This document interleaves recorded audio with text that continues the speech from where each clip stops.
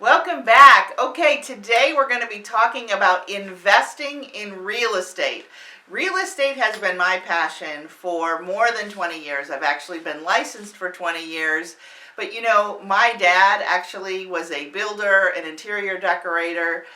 I have watched him build my childhood homes, 2 or 3 of them, as I recall. And, it's just been a part of my life. And it's very exciting because today I am the broker owner at Remax Time, and I have sold thousands of properties over the last 20 years. So today we're going to be talking a little bit about investing in real estate.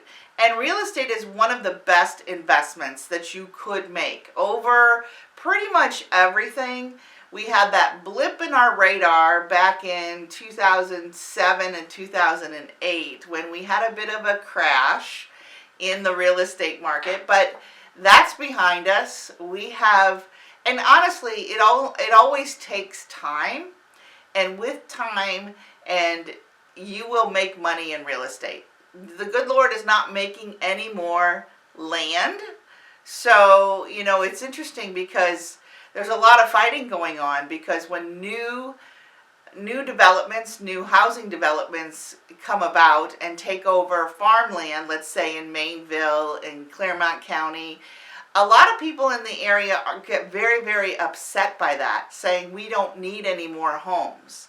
I will tell you, in my industry, we do need more homes. That's why we're in the predicament that we are right now. So the predicament we're in right now is there's very little inventory. There will likely be very little inventory for the next 3 to 5 years. Home builders cannot build enough affordable homes. And frankly, builders aren't buying or not building affordable homes. They're building homes actually that are in the 500 plus range.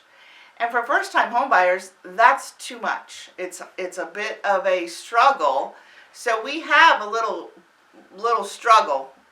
bit of a struggle going on in the real estate industry. But if you are interested in investing in real estate, mortgage rates this week are down for the 3rd week in a row.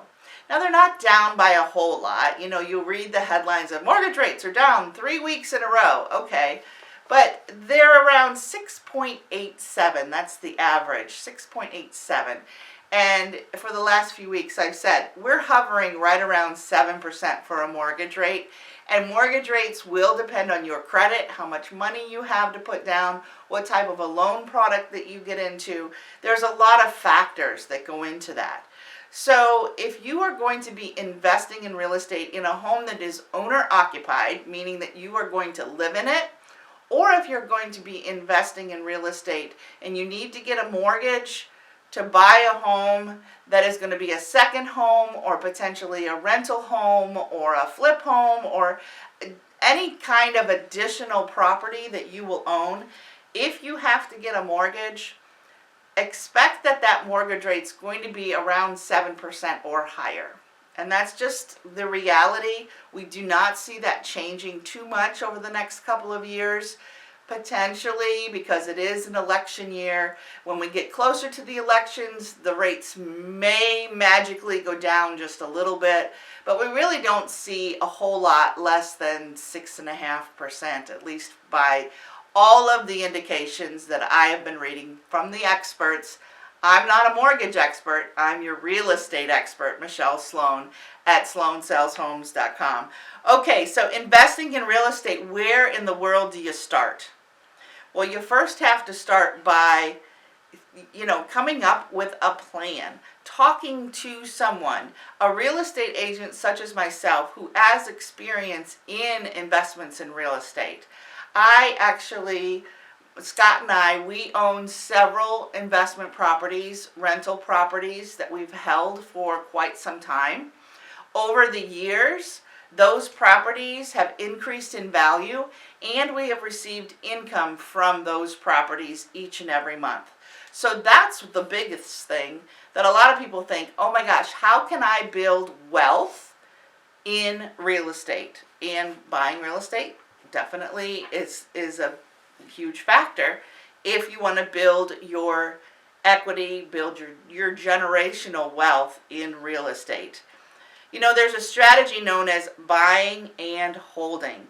Buying and holding allows homeowners to diversify their investment portfolio of real estate, meaning you can take advantage of the appreciation in the home that you already own. The home that you already own, and you can buy another property based on the equity that you have in your current home. So many homeowners today, they've lived in their home for maybe 10 years or more. On average, our homeowners are spending at least 13 years in your home. When I started in this industry, people would move every 5 to 7 years. Now the average is 13 years. That's a significant difference, and another reason why we're in the state that we are in currently, and that we don't have a lot of inventory because people are not moving as often as they once did. So let's look at buying and holding.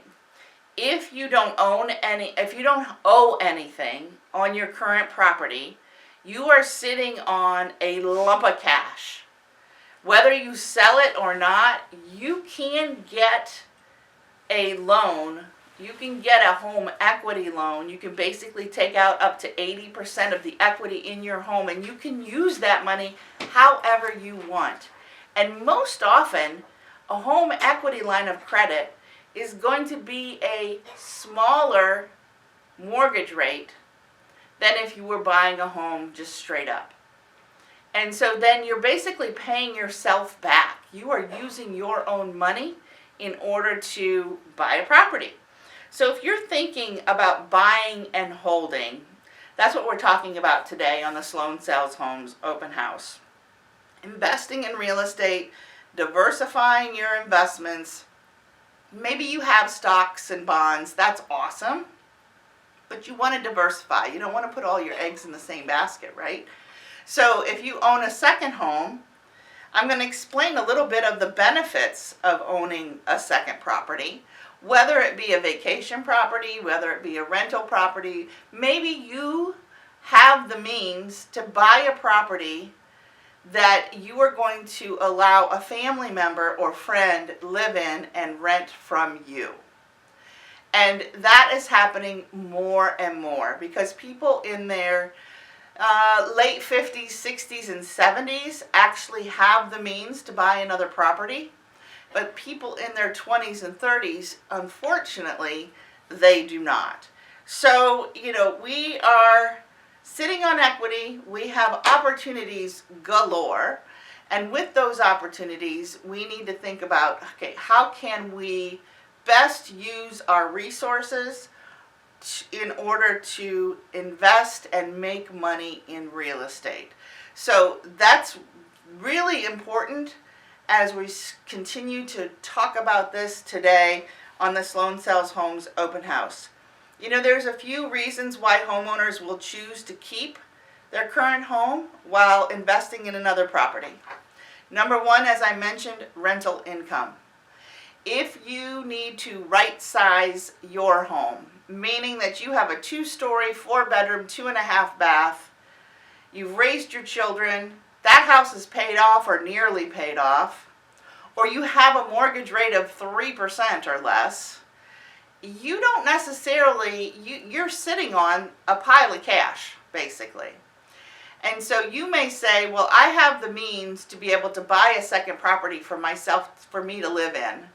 And if that's the case, all right, what are we gonna do with our primary residence? Maybe you're going to choose to rent it. Rental income is extremely high right now. If you have a home that is a 4-bedroom, 2.5 bath, 2-story with a yard, people will pay dearly. $2,300, $2,500, $4,000 a month to rent your home. Can you imagine that kind of income?